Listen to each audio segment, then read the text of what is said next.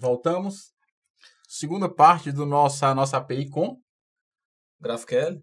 Exatamente.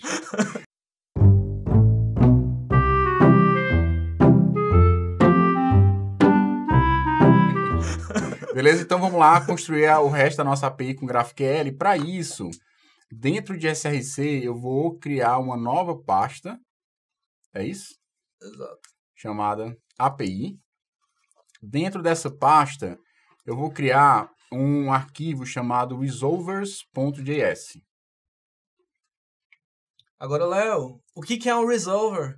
Responda. É para eu responder? Um resolver. Eu acho que os resolvers são as funções que retornam os dados a partir do GraphQL. Tipo assim, a gente faz uma série de funções que, por exemplo, eu quero retornar a todos os usuários. Uhum. Aí eu posso fazer uma função dentro do meu arquivo resolvers para retornar o funcionário. Os usuários, na verdade. Certo. Exatamente. Resolvers são funções e essas funções vão dizer para o GraphQL como é que ele vai obter os dados. Certo. Então, por exemplo, para obter o dado, pode ser simplesmente pegar um objeto que você já recebeu no resolver e acessar um atributo, que nesse caso você não precisaria criar um resolver para isso, porque automaticamente o GraphQL já resolve. E, por exemplo, para obter um determinado dado, você pode precisar consultar uma API, consultar um banco de dados e tal. Essa não é uma aula que eu vou estar falando tanto assim do conceito de GraphQL, mas o GraphQL, na verdade, é uma API que serve tanto para você consultar dados a partir das queries, ou você pode alterar os dados a partir das mutations, exatamente. Assim como você tem a API REST, você tem o padrão de métodos do HTTP que vão te dar um significado daquilo que você quer fazer. Por exemplo, quando você está fazendo uma requisição usando o padrão REST, requisição do tipo GET, há uma certa convenção, digamos assim, eu diria, como é aquela... Você está no restaurante, tem boas práticas, ou... Sei lá... quase que a ética... É a etiqueta. É a etiqueta do padrão REST você...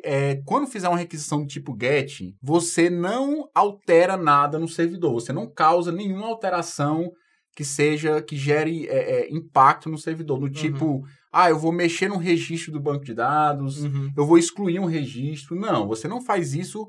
A etiqueta diz que você, quando fizer uma requisição tipo GET, você simplesmente vai obter dados do servidor. Beleza? Certo, perfeito. Então, dito isso, quando você faz requisições do tipo post, get... Não, post não. Quando você faz requisições do tipo post, put, delete, você está de fato... Fazendo alterações, né? Isso, você está fazendo de fato alterações lá no seu back-end. Então, provavelmente... Você vai, a partir de um post, inserir um registro no banco de dados que causou uma alteração no banco. O update, você vai fazer, de fato, um update no banco. O put, né? Vai fazer um update no banco de dados.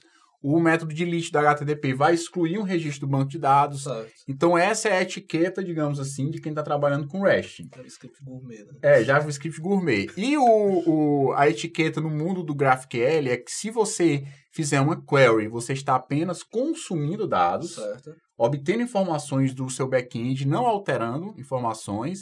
E quando você faz alguma mutation, uma mutação, de fato você está fazendo tanto uma alteração, uma inserção no banco, certo, um update no banco, um delete no banco. Todas essas operações que causam uma alteração, você faz uma mutação, mutation, certo? Então, são esses dois mundos. E o GraphQL ele veio para dar uma alternativa para o mundo REST. Então, muitas empresas estão deixando de usar o padrão REST para usar, por exemplo, o GraphQL para resolver a API do seu back-end usando o GraphQL. Na verdade, o GraphQL é um grande grafo, certo? Você tem um ponto de entrada, que é chamado a raiz, digamos assim, desse grafo, e você tem pontos e essas ligações entre esses pontos a partir da função resolve. Então, deixa eu dar um exemplo.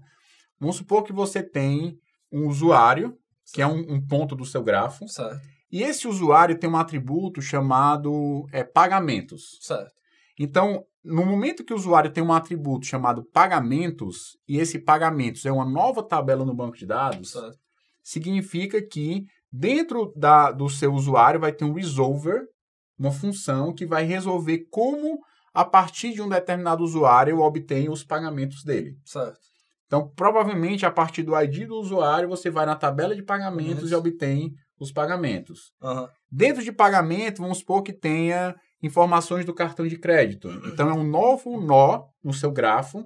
Então, a partir de pagamento, como é que eu consigo obter informações do cartão de crédito que está lá no banco de dados? Então, existe um resolver dentro de pagamentos para obter lá.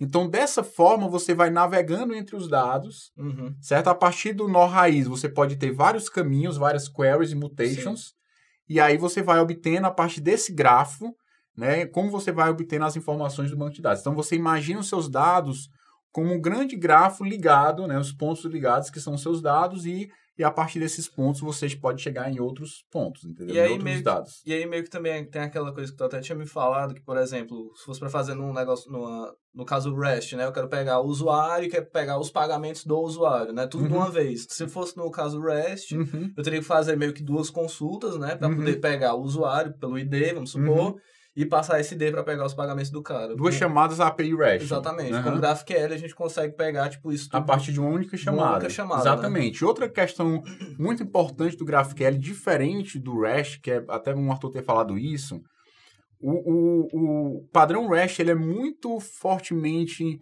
ele encaixa muito bem quando você tem aquele padrão de CRUD, de cadastro. Né? O CRUD é uma sigla para Create, Read, Update e Delete. Exatamente. Show do São as 4 operações básicas show do milhão. Não é aquele do Silvio Santos, da Jequiti, né? Exatamente. Ajuda aos universitários. Então, vamos lá. Essas 4 operações básicas do banco de dados se encaixam muito bem no padrão REST. O problema é quando você começa a complicar, por exemplo, a partir do usuário... eu quero obter o setor daquele usuário e quero obter o nome do chefe daquele setor, entendeu? Então, fazendo isso em REST ficaria mais complexo. Então, seria /user, ID do usuário, /setores, sei lá, chefe do cara. Então, fica meio complicado você conseguir fazer esse tipo de consulta mais complexa usando o padrão REST, colocando lá na API, né, a URL ficaria bem mais complicada. Quando você tem esse tipo de demanda no mundo do REST, você acaba apelando para endpoints, ou seja, web services específicos. Então, você cria lá um web service, um padrão, uma URL específica para atender esse tipo de consulta. Entendi. O GraphQL ele tem uma grande vantagem, eu vou mostrar para vocês na prática, que você pode dizer para cada... Na verdade, você tem um único endpoint, que no caso a gente vai chamar de /API no nosso sistema, e esse endpoint vai servir para você fazer todas as suas consultas. E na hora que você manda uma consulta, você pode ter flexibilidade. Por exemplo, você pode dizer, eu quero receber só o e-mail. Eu quero receber o e-mail e o ID. Entendi. Agora eu não quero mais o ID, quero o nome. Então você pode trocar muito facilmente sem precisar mexer nada no seu back-end. Sem fazer, como é? Que é over... Quando você faz sem fazer muita consulta, recebendo muito dado, né? Ou você faz para você receber um mínimo de dados, né? Exatamente. Você não precisa ter mais dados do que você precisa. Você exatamente coloca aquilo que você precisa de uma flexibilidade muito grande. Pessoal, meio que fugiu um pouco do planejamento o fato de eu ter falado um pouco mais de GraphQL do que eu queria. Então, vou fazer o seguinte. Eu prometi no começo da aula que ia terminar nessa aula. Mas termina na próxima, né? Para dar o quero mais. O quero mais. Pronto, então, pessoal, eu vou terminar a aula aqui, já que eu falei um pouco da ideia e da filosofia do GraphQL, comparei um pouco com o mundo REST, eu vou parar aqui e na próxima aula a gente vai, de fato, implementar a nossa API. Nós só fizemos o que nessa aula? Criamos o resolvers. Eu acho só que isso. A parte importantíssima, por favor, não esqueça. De criar o arquivo, né? Cuidado para não errar. Tá certo. Mas na próxima aula eu vou, de fato, fazer os resolvers e fazer o esquema para a gente terminar a API. Sem muita conversa, a próxima aula vai ser código. Chibata. Então pronto. Então eu espero na próxima aula.